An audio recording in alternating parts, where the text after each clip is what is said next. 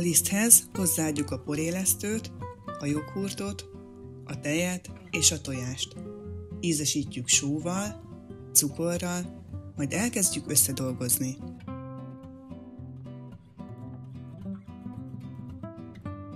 Mikor már a liszt felvette a nedvességet, hozzáadjuk a margarint, és alaposan bedagasztjuk.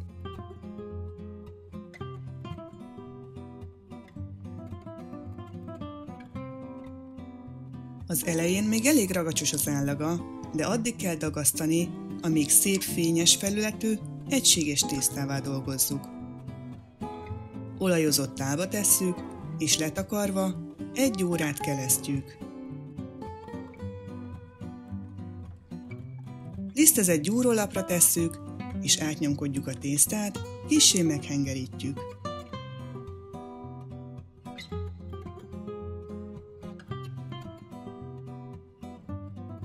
Nyolc egyenlő részre osztjuk, majd meggömbölyítjük.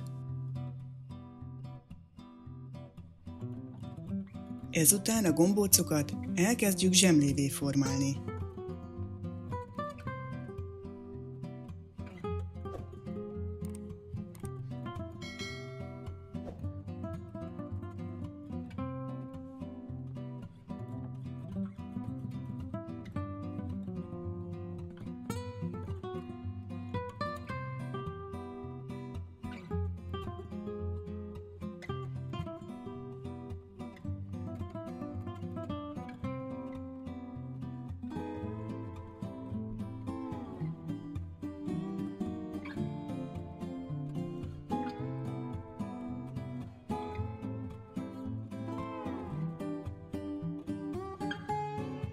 Sütőpapírral bélelt tepsire tesszük a zsemléket úgy, hogy a záró része alulra kerüljön.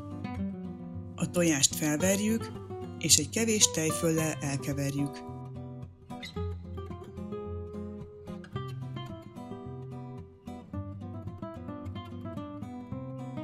A zsemlék tetejét megkenjük, és pihentetjük 1 órát.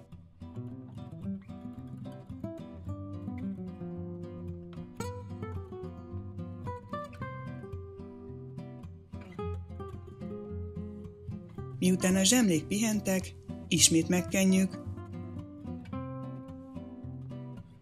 majd megszórjuk a tetejüket szezámmaggal. Előmelegített sütőben 180 fokon, alsó-felső sütésmódon 20-25 percig sütjük úgy, hogy egy edényben vizet teszünk a sütő aljába.